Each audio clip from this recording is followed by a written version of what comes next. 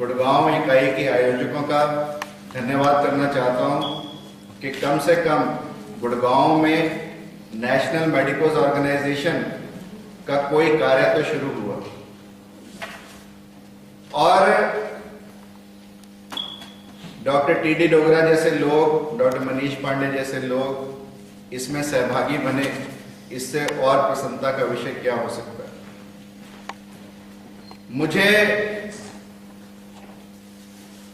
जो विषय दिया गया, role of a doctor in nation building, विषय इतना विशाल कि यदि मैं इसको समेटने भी लगूं तो जितना समय मुझे दिया गया शायद वो भी कम लगे, परंतु मैंने कुछ बेसिक बातों को अपनी प्रेजेंटेशन में कवर करने की कोशिश की है ताकि हम समझ सकें कि एक चिकित्सक का भी अपने मानवीय गुणों से राष्ट्र निर्माण में क्या भूमिका हो सकती है। क्या 15 अगस्त 1947 को राष्ट्र स्वाधीन हुआ या राज्य?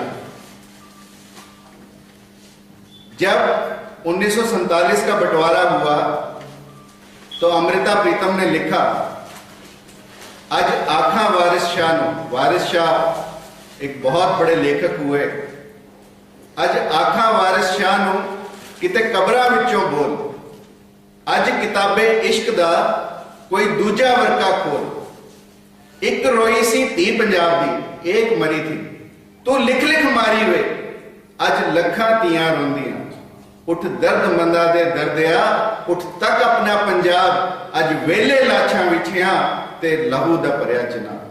यानी ये स्थिति थी उस समय 1947 की जब भारत आजाद हुआ। और मेरा प्रश्न ये है कि उस समय क्या राष्ट्र आजाद हुआ या राज्य? क्या राष्ट्र मानचित्र पर एक भूभाग है? क्या राष्ट्र सीमाएं हैं? क्या राष्ट्र दीवारें हैं? ये तो जड़ है। क्या राष्ट्र एक भाषा है? क्या राष्ट्र एक जाति है? क्या राष्ट्र एक उपजाति है? क्या राष्ट्र एक संप्रदाय है? और क्या राष्ट्र एक धर्म है? क्या राष्ट्र और राज्य एक है? प्रत्येक व्यक्ति की भांति प्रत्येक राष्ट्र का भी एक विशेष जीवन उद्देश्य होता है और वही उसके जीवन का केंद्र और वही उसके जीवन का प्रधान स्वर होता है। भारतवर्ष में धार्मिक जीवन ही राष्ट्रीय जीवन का केंद्र है और राष्ट्रीय जीवन का प्रधान स्वर है। भारत का जीवन ध्येय विश्व को मानवता का मार्गदर्शन, स्वभाव से स्वावलंबन, समर्पण, संकल्प और संगठन के सकारात्मक मंत्र, ये भारत का योगदान है और भारत का जीवन ध्येय है। क्या सांस अंदर सांस बाहर यही मनुष्य के जीवन का ध्येय है? नहीं, वह आत्मा की अनुभूति करना चाहता है, उसे समझना चाहता है और उससे बढ़कर भी एक और चेतना है और उस चेतना को जानने के लिए चेतन व्यक्तियों की आवश्यकता पड़ती है।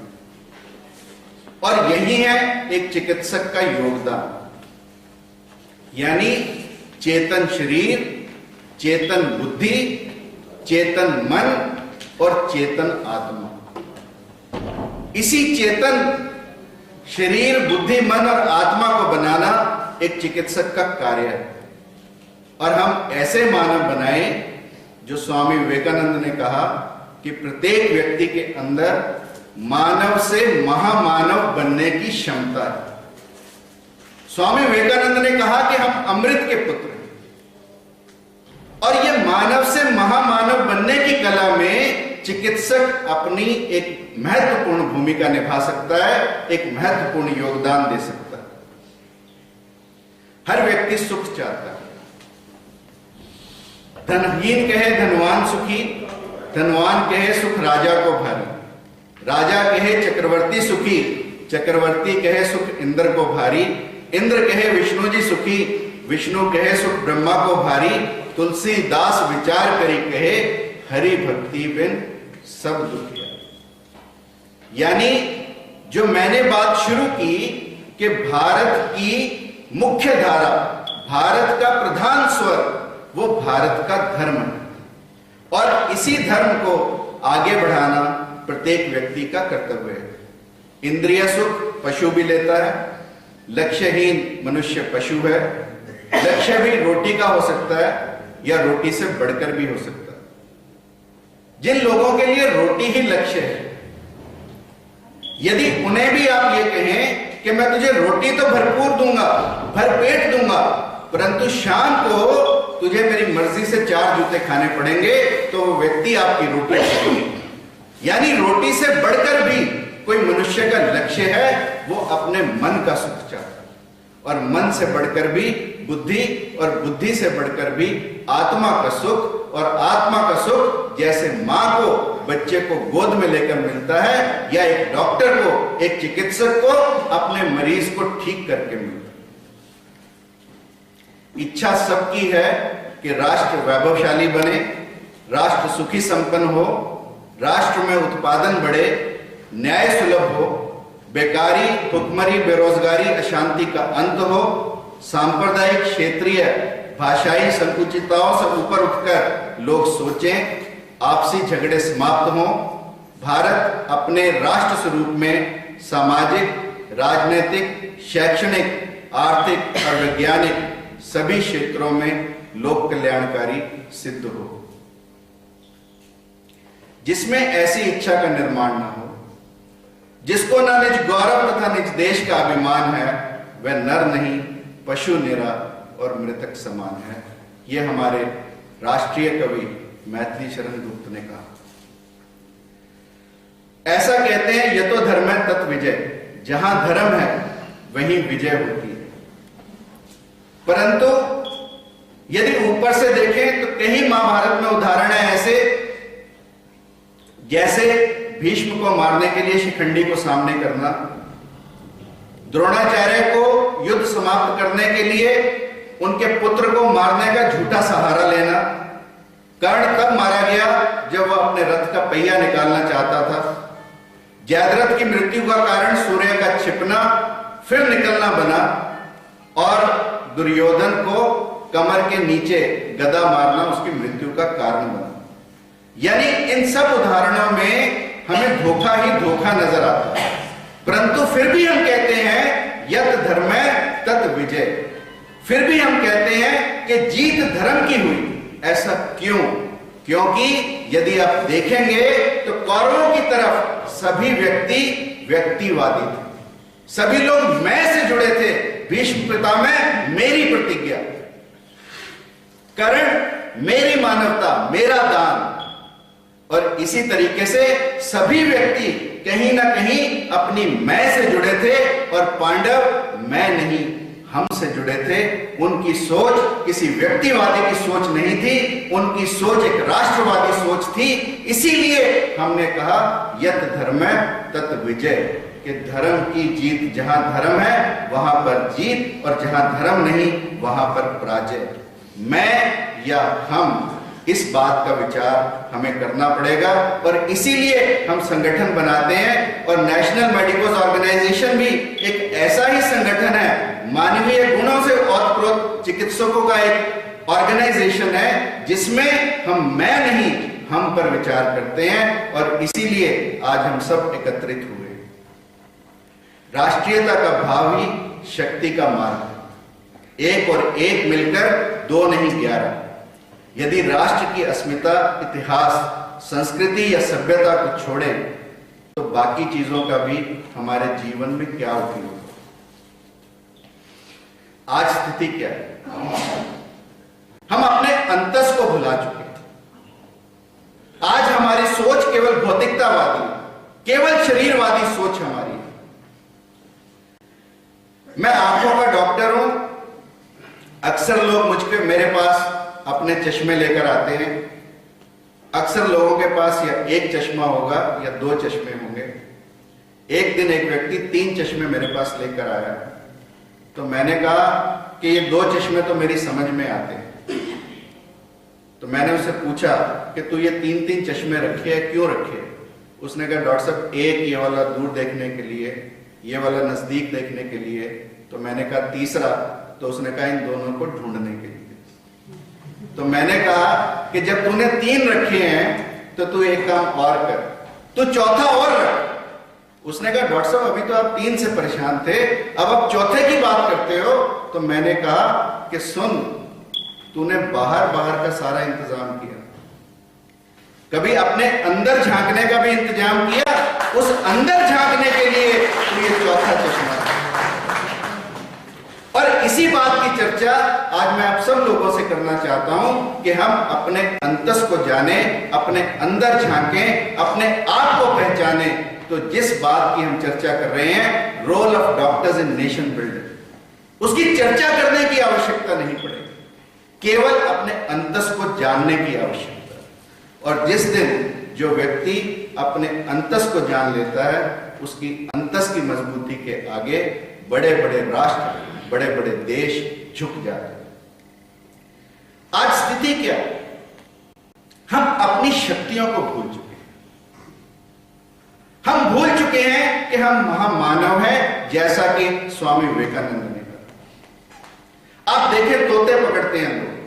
तोते पकड़ने वाले किस टेक्निक का इंतजाम करते हैं?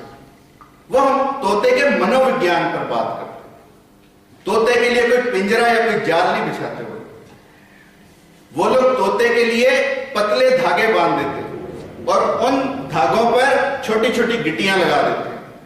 तोता आता है, उस गिट्टी पर बैठता है और तोते के वजन से वो गिट्टी घूम जाती है, तोता उल्टा लटकता है।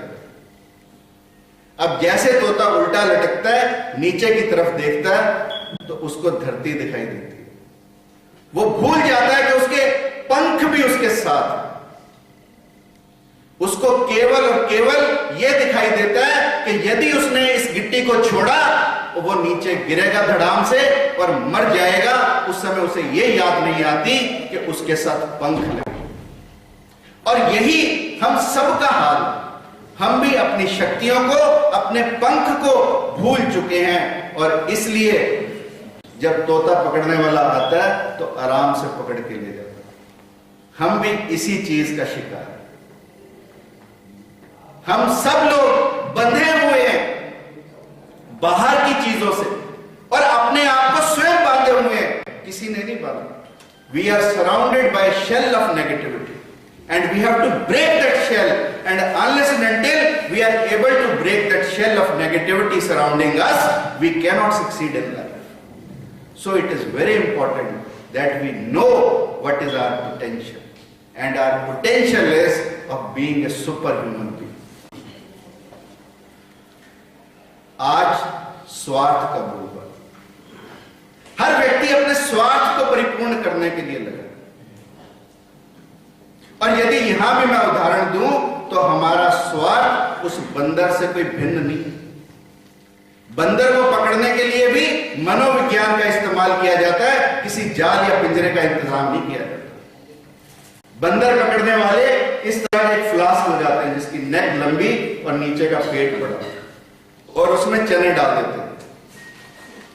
बंदर आता है, चने निकालने के लिए हाथ डालता है, मुट्ठी बंद करता है। अब मुट्ठी उसकी निकल नहीं पाती, चने बंदर छोड़ नहीं पाता और बड़े आराम से बंदर पकड़ा जाता है। तो दोस्तों, जिसने अपनी मुट्ठी खोली विजयी वही हुआ, और जिसने मुट्ठी बंद की पराजय उसी की हुई। यह समझना है हमें कि जो व्यक्ति स्वार्थी होगा वो जीवन में कभी सफल नहीं हो सकता, और जो व्यक्ति स्वार्थ को छोड़ेगा वही व्यक्ति अपने जीवन में सफल हो सकता है। इसीलिए हमारे यहां कहा गया, निस्वार्थ भाव से निष्काम। जो व्यक्ति निस्वार्थ भाव से किसी काम को कर सकता है वही व्यक्ति अपने जीवन में ऊंचाइयों को छू सकता है, वही व्यक्ति जीवन में बुलंदियों को छू सकता है, और वही व्यक्ति जीवन में राष्ट्र निर्माण में मदद कर सकता है। इसलिए दोस्तों स्वार्थ को छोड़ना पड़ेगा। इसी तरह से आज हम भरे पड़े एक दूसरे के प्रति राग से, ईर्ष्या से, द्वेष से हम परिपूर्ण हैं। और यहां भी यदि मैं उदाहरण दूं तो हम गधों से कोई अलग नहीं। कुम्हार, आपने अपने जीवन में खूंटियां देखी होंगी, भैंस की खूंटी होगी, गाय की खूंटी होगी, परंतु कभी गधे की खूंटी नहीं आपने देखी। कुम्हार इसी मनोविज्ञान पर, गधे के मनोविज्ञान पर काम करता है। वो 2 गधे रखता है, रात को दोनों गधों की टांग बांध देता है और बड़े आराम से सोता है। उसे मालूम है कि यदि एक गधा थोड़ा सा दाएं ले जाएगा तो दूसरा उतना ही बाएं ले आएगा और अंततः वो सुबह घर के बाहर। तो यदि हम द्वेष से परिपूर्ण हैं, यदि राग से परिपूर्ण हैं, यदि ईर्ष्या से परिपूर्ण हैं, तो हमारा जीवन भी वैसे ही होगा जैसा किसी गधे का। प्रज्ञा आज खो रही है। You will not find wise people around. Wisdom is getting lost. हमने इंफॉर्मेशन बहुत ली। अभी ओंकार जी कह रहे थे कि मैं सोशल मीडिया पर बड़ा एक्टिव हूं। टच ऑफ ए बटन पे you have lot of information, but that is only information, it is not knowledge and it can not make us wise, because in that information if you will add values, only then it will become knowledge and wisdom. Information without values is meaningless. आज आप देखो किसी के हाथ में plaster लगाओ तो हम पूछते हैं टूट गया क्या? अरे प्लास्टर लगा तो टूटा होगा। कोई अर्थी जा रही होगी तो हम पूछेंगे मर गया क्या? अरे मरे की अर्थी लेके जाए। इसलिए आज विजडम इज गेटिंग लॉस्ट, प्रज्ञा खो रही है और कहीं ना कहीं एक चिकित्सक का रोल प्रज्ञावान मानव बना है। और एक और उदाहरण दूं, नर्स ने किसी को कहा मुबारक हो आपके घर लड़का हुआ। हॉस्पिटल में बीवी दाखिल है तो नर्स ने कहा मुबारक हो आपके घर लड़का हुआ, तो आगे से आदमी कहता है अरे वाह क्या टेक्नोलॉजी का कमाल है, बीवी अस्पताल में दाखिल, बच्चा घर में हो रहा। So that is the kind of wisdom we have, that is the kind of knowledge we have. It is only a थोथी knowledge, nothing. So we have to come out of it. We have lot of information. Information technology has made the world very small, but at the same time we have lot of differences amongst ourselves. So we have to rectify that. निष्ठा खो रही है। केवल और केवल भौतिकता का बोलबाला। I'll be skipping these slides because time is very less. What is the role of a doctor? Doctor का रोल सकारात्मक सोच पैदा करने वाले इंसान बनाने। कोई भी व्यक्ति, ऐसा कहा जाता है, पैदा होने के 4 साल की उम्र तक 1.5 लाख बार ना सुन चुका हो।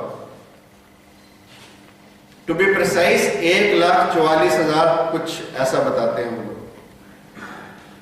तो जब हम भारत में पैदा होकर एक नेगेटिविटी के माहौल में पैदा हो, बड़े हो, माँ कहे मत कर मत कर मत कर, टीचर्स कहे मत कर मत कर मत कर, कोई किसी को कुछ करने ही नहीं देता, तो ना सुनते सुनते सुनते हम बड़े होते हैं और कहते हैं कि एक ना को ठीक करने के लिए 4 सकारात्मक वाक्य आपको कहने पड़ते हैं उस नेगेटिविटी को निकालने के लिए। इसलिए जब हम इस नकारात्मक माहौल में पैदा होकर बड़े होते हैं, उससे हमें सकारात्मक बनने में बहुत समय लगता है। और इस सकारात्मक सोच के पैदा करने में व्यक्ति, एक डॉक्टर, बहुत बड़ी अहम भूमिका निभा सकता है, क्योंकि हमारा पेशा ऐसा है जहां पर प्रत्येक व्यक्ति हमारे वाक्य को भगवान का वाक्य मानता है। ऐसे माहौल में जब हम रहते हैं तो यदि हमारे पास जो भी आए उसके अंदर यदि हम सकारात्मक सोच पैदा कर सकें, क्योंकि everything is in the thought process. जैसे हमारे थॉट्स होंगे वैसे हमारे एक्शंस होंगे, जैसे हमारे एक्शंस होंगे वैसी हमारी हैबिट्स होंगी, और जैसी हमारी हैबिट्स होंगी वैसा हमारा कैरेक्टर होगा, और जैसा हमारा कैरेक्टर होगा वैसा इस देश का भविष्य। इसलिए इट इज वेरी इंपॉर्टेंट कि हम व्यक्ति की सोच में बदलाव लाएं, और इसीलिए मैंने लिखा, सोच को बदलो सितारे बदल जाएंगे, नजर को बदलो नजारे बदल जाएंगे, कश्तियां बदलने की जरूरत नहीं है दोस्त, हवाओं को बदलो किनारे बदल जाएंगे। सोक्रेटिस बहुत बड़ा विद्वान था और उसकी बीवी फिलोसोफर था। उसकी बीवी यंग थी, बुढ़ापे में शादी की, तो चिड़चिड़े स्वभाव की भी थी। वो लोगों से चर्चा करता रहता। बीवी चाय मान लो लेकर आई, एक दिन चाय लेकर आई, खड़ी है, वो चर्चा कर रहा है, बीवी खड़ी खड़ी परेशान है, उसने चाय उसके मुंह पर डाली, उसका एक हिस्सा जल गया मुंह का और जला ये रास्ता गया। उसी समय उसके एक शिष्यों में से किसी ने पूछा, गुरुदेव मैं शादी करना चाहता हूं, कर लूं क्या? तो सोक्रेटिस ने कहा तू जरूर कर। उसको बड़ी हैरानी हुई कि अभी तो ये व्यक्ति अपनी पत्नी को भुगत के हटा है और अभी मुझे कह रहा है कि तू शादी कर। तो उसने कहा देख, शादी करना बहुत जरूरी है कि यदि तेरे को अच्छी बीवी मिली तो तेरा जीवन सुधर जाएगा, तेरा गृहस्थ जीवन बहुत अच्छा चलेगा, और यदि मेरे जैसी मिली तो तू फिलोसोफर बन जाएगा। यानी it is the way you take the things. हम चीजों को कैसे लेते हैं, सकारात्मक ले या नकारात्मक ले, यह हम पर निर्भर करता है। Every side they say every coin has two sides, so which side we choose is very important, and if we choose the positive side, certainly we will be helping in building the nation. साहस बढ़ाना, बहुत साहसी doctors भी हुए हैं, साहसी लोग भी हुए हैं इस देश में, साहसी डॉक्टर्स भी हुए हैं। यदि मैं ये कहूं कि डॉक्टर द्वारकानाथ कोटनिस का नाम आप लोगों ने सुना हो, इस व्यक्ति ने इंडो चाइना बॉर्डर पर रहकर न केवल भारतीय रोगियों की या भारतीय जवानों की चिंता की, अपितु चाइना के भी जो जवान थे, जख्मी थे, उनकी भी चिंता की, और बिना अपनी जान की परवाह किए की। इसलिए यदि साहस का मैं उदाहरण दूं तो भारत के डॉक्टर द्वारकानाथ कोटनिस, जिस व्यक्ति ने इंडो चाइना बॉर्डर पर रहकर भारतीयों की और चीन के बंधुओं की सेवा की, और यदि हम भी इतना साहस अपने अंदर पैदा कर पाए तो हमारा जीवन भी बदलेगा, और निश्चित रूप से जब हमारा जीवन बदलेगा तो ये राष्ट्र भी बदलेगा। इसीलिए कहते हैं रक्त शिराओं में राणा का, रक्त शिराओं में राणा का, रह रह आज हिलोरे लेता, मातृभूमि का कण कण तृण तृण हमको आज निमंत्रण देता। आज पुनः आक्रांत हुई है मातृभूमि हम सबकी प्यारी, उठो चुनौती को स्वीकारो, युग को आज तुम्हारी बारी, युग को आज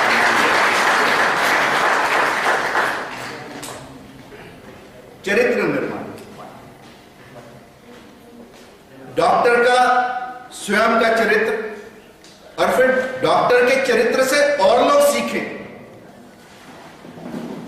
स्वामी विवेकानंद ने कहा कि यदि मुझे 100 आत्मावान व्यक्ति मिले तो मैं इस देश की दशा और दिशा को बदल सकता हूं। गुरु गोविंद सिंह ने कहा कि मुझे सिर्फ 5 मिले,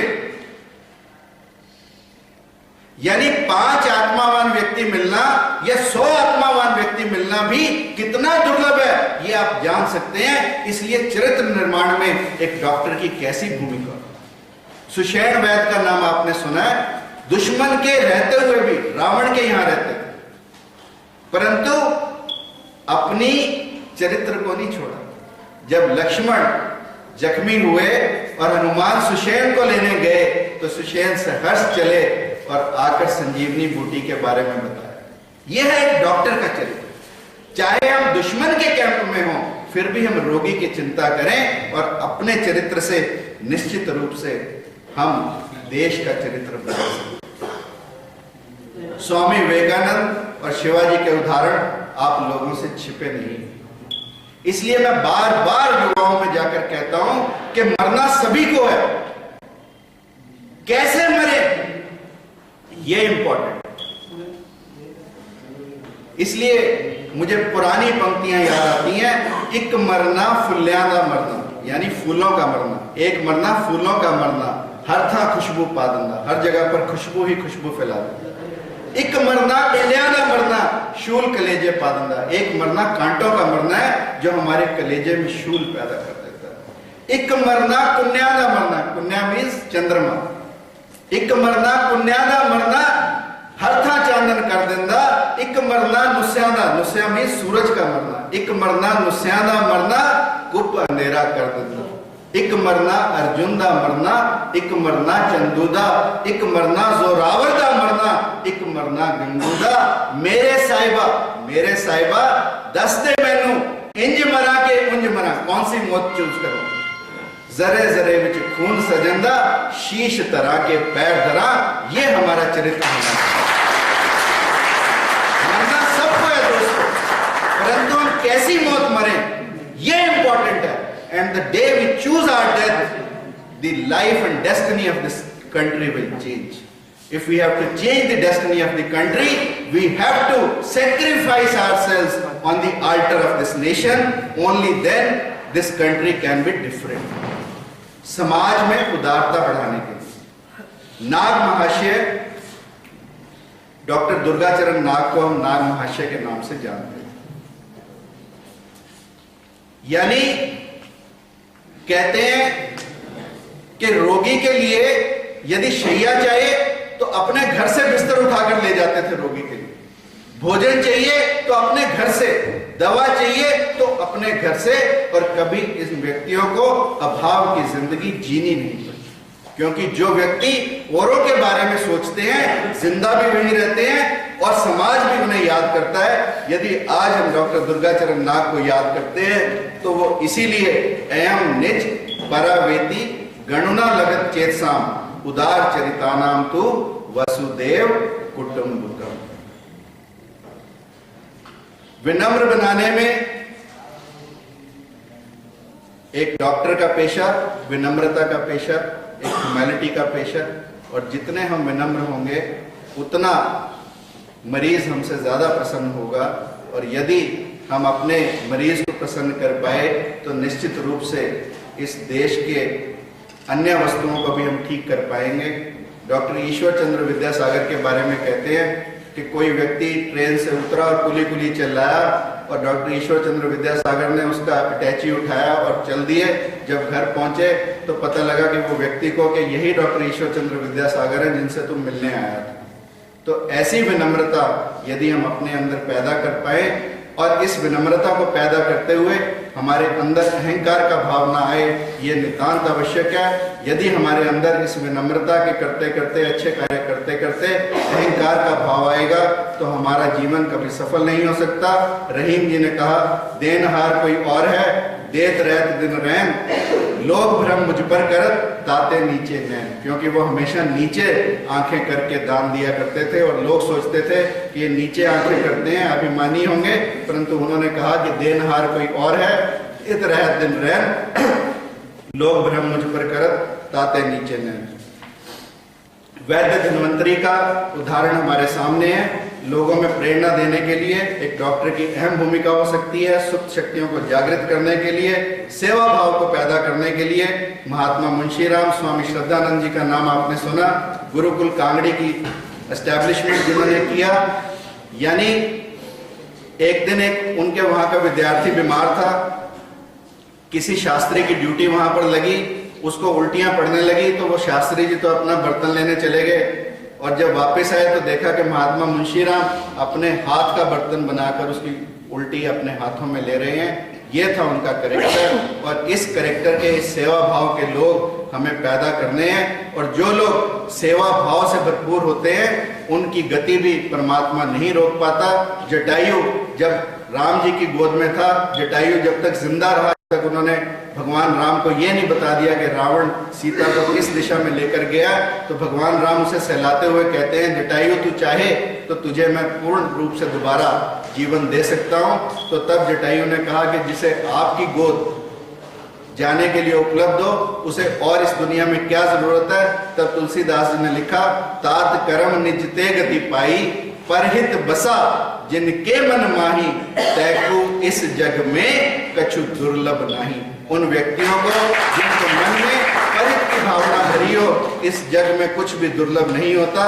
और विवेक बढ़ाने में डॉक्टर का रोल, समाज को दूरदर्शिता देने के लिए लोग छोटे छोटे प्रयास, जैसे डॉक्टर एस बद्रीनाथ ने शंकराचार्य जी के साथ मिलकर शंकर नेत्रालय का किया।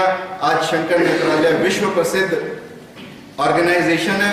एक छोटा सा प्रयास, एक दूरदर्शिता से भरा प्रयास जब डॉक्टर एस बद्रीनाथ जैसे लोग कर सकते हैं, तो हम सब भी मिलकर कर सकते हैं। और ऐसे ही स्वामी विवेकानंद, जो हमारे एनएमओ के लिए हमारे परम पूजनीय स्वामी विवेकानंद, जिनसे हम प्रत्येक क्षण कुछ ना कुछ सीखते हैं, प्रत्येक उनकी पंक्ति में हमारे लिए और हमारे राष्ट्र के लिए संदेश है। और स्वामी विवेकानंद से जो सबसे बड़ी बात हम सीखते हैं कि सन्यासी होने के नाते भी उन्होंने कभी अपने राष्ट्र को नहीं छोड़ा, कभी अपने देश को नहीं छोड़ा। जब विदेशों में गए, लोग उनका चोगा देखकर हंसते थे। लोगों ने, उनके साथियों ने कहा कि स्वामी जी आप अपना परिधान बदल लें। स्वामी विवेकानंद ने उनके कहने पर अपना परिधान बदल लिया। परंतु अगले दिन जब किसी और कॉन्फ्रेंस में, ऐसे ही सम्मेलन में गए, तो लोगों ने देखा कि उन्होंने बाकी सब कपड़े तो विदेशी डाले हैं, पर सिर पर अपने भारत का साफा रखा है। तो लोगों ने कहा जब स्वामी जी आपने सारे कपड़े बदल लिए तो साफे के स्थान पर भी हैट कर लेते। तो स्वामी विवेकानंद ने कहा कि मस्तक पर तो मेरा भारत रहेगा, मस्तक पर तो मेरा भारत रहेगा।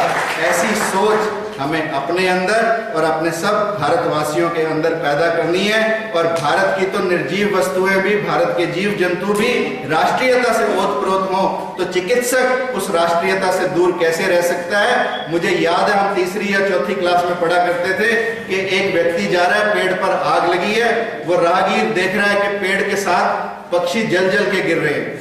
तो उसने कहा आग लगी इस वृक्ष को, जर्जर गीतते पात, ऐ पक्षियों उड़ क्यों नहीं जाते पंख तुम्हारे साथ। तो उन पक्षियों ने कहा फल खाए इस वृक्ष के, गंदे कीने पात, धर्म हमारा यही है, मरे इसी के साथ। जब एक पक्षी की सोच ऐसी हो सकती है तो हमारी क्यों नहीं।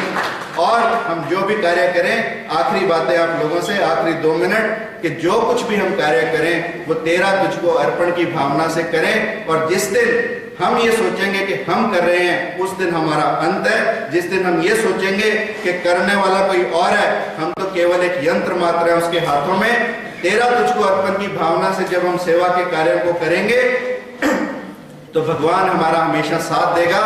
और अनेकों उदाहरण है।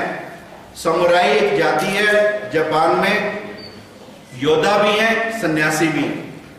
तो एक समुराई की शादी हुई, अपनी पत्नी को घुमाने बोट पर ले गया, रास्ते में तूफान आया, समुद्र में कश्ती जोर जोर से हिलने लगी, सब लोग इधर उधर भागने लगे, परंतु वो समुराई बड़े आराम से बैठा रहा। उसकी पत्नी ने कहा कि सब लोग बचने की चिंता कर रहे हैं, तू बड़े आराम से बैठा है। उस समुराई को गुस्सा आया, उसने फट तलवार निकाली और अपनी बीवी की गर्दन पर रखी। बीवी आगे से हंसने लगी। उसने कहा तू हंसी क्यों? उसने कहा जब तलवार तेरे हाथ में है तो डरना काहे का? तलवार पति के हाथ में हो तो पत्नी क्यों डरे? तो उसने कहा जब तलवार तुम्हारे हाथ में है तो डरना किसका बात का? तो उस व्यक्ति ने कहा बस इतनी ही सोच का फर्क है, जब तलवार उसके हाथ में तो डरना किस बात का? So that is the thing we have to learn. जिस दिन हमारे अंदर ऐसा भाव पैदा होगा, लुकमान हकीम बहुत बड़े हकीम हुए, कहते हैं उनके बच्चे को छोटा सा डायरिया हुआ, बच्चा मरने को है, बीवी कह रही है तुम इतने बड़े हकीम हो, तुम बचा नहीं सकते अपने बच्चे को।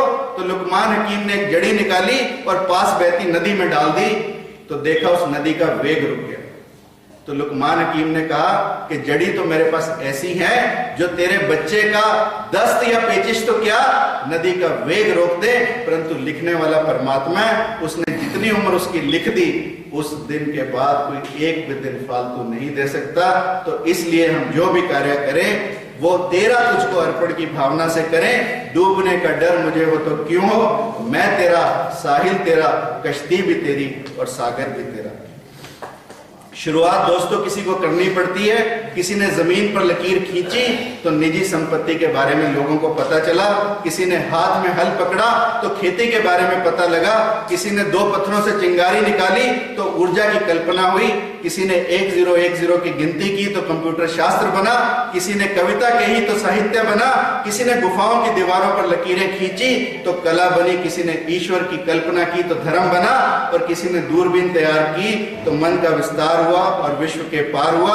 आओ हम सब भी मिलकर एक चौथा चश्मा ईजाद करें ताकि व्यक्ति निर्माण, समाज निर्माण और राष्ट्र निर्माण में अपनी अहम भूमिका निभा सकें। राजनीतिक तथा सामाजिक परिवर्तन के लिए बहुत अधिक प्रयास नहीं करने पड़ते, केवल धैर्य तथा सक्रिय जागरूकता से नया सवेरा संभव है। आओ हम सब मिलकर इस नए सवेरे की ओर अग्रसर हों। और अंत में 4 पंक्तियां आप सब लोगों से कहूंगा।